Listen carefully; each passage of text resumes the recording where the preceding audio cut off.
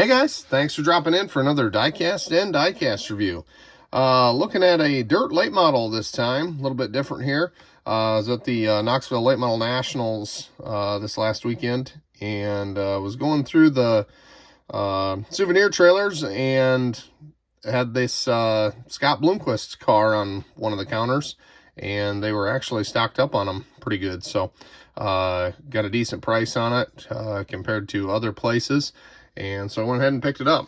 But don't have a lot of dirt late model die casts. Got a few of them, a couple, but this one's really cool. Not a lot of these have a custom box like this, but this one does. These are made by the American Diecast Company.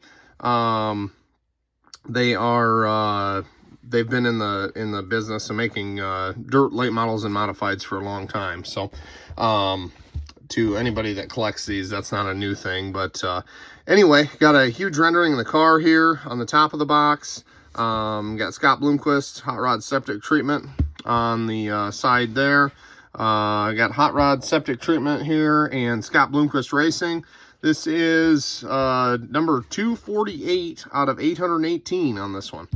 Got all his contingency sponsors and driver sponsors here on this side of the box. Obviously, hot rod septic treatment and drying engine oils and greases are two of his major ones. And then you can see Team Zero race cars at the bottom there of the box. That is, if you're not familiar, that's the cars that Scott builds himself. So on this end of the box, we got drying engine oils and greases. I think I'm pronouncing that correctly. I hope I am. But anyway, let's get to the car. This thing is sweet. These dirt late model diecasts, they updated. If you're familiar with dirt late model racing, for the longest time, they were producing diecasts that had the old style nose piece. And what I mean by that is these new style noses, they have this swoop over here where it is up in the air on the top of the left front fender. Right front fender is flat. These noses are manufactured that way. They come from the factory that way. They used to manipulate these, and so then the manufacturer just started making these MD3 noses to fit that, you know, whatever, made it to fit that way so that they didn't have to heat them up with torches and heat guns and everything and flatten them out on this side and hike them up on this side. They just make them that way now. So it's got this swoop body line in here that you see. That's not exactly new to dirt late model racing, but it is newer to these die casts because for a long time they had just the standard old flat nose on them. And so they did update these. But anyway, we've got a removable hood here, and you can see the engine detail down into the shock towers in front of the engine, the chassis tubes, engine itself, air cleaner, spark plug wires and headers. We'll look at the bottom of the car here in a minute. On the hood, we got custom race engines, K&B carburetors. Oop, if I can get that up in front of you there. And then that lays right down on top of the car, obviously. But something you want to remember when you're looking at these, that these do just pop right off. So anyway, we got hot rod septic treatment on the nose. We got some contingency sponsors on the right front fender there. We got these red Scott Bloomquist. That's kind of a trademark of his. These red headlights. And on different paint schemes.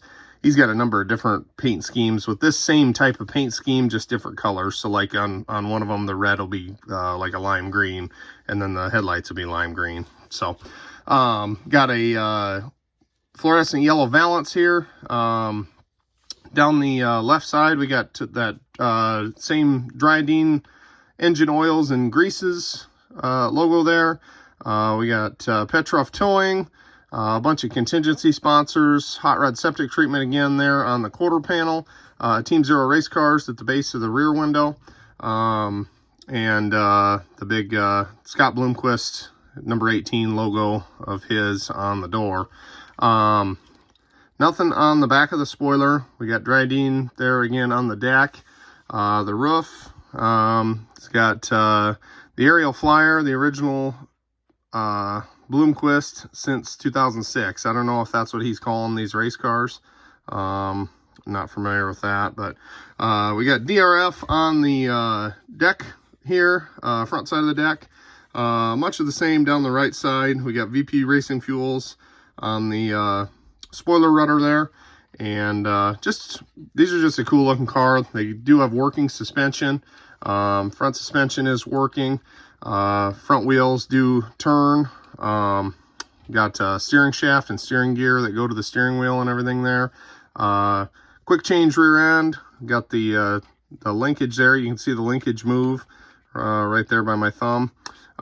Fuel cell, full chassis detail, oil tank and all the lines, transmission detail, drive shaft detail, the driver's cockpit there, the headers coming off the engine. So, and then the front bumper assembly there. All the tubing that's in a late model chassis, for the most part, is all duplicated on these diecasts. So you've got the deck support there, rear bumper, all that stuff that is tubing in real life is cast and put into these cars. So just a really cool diecast, something different. And I was excited to see that they had them this last weekend and wanted to pick it up. So anyway, thanks for stopping in, guys. We'll catch you on the next one.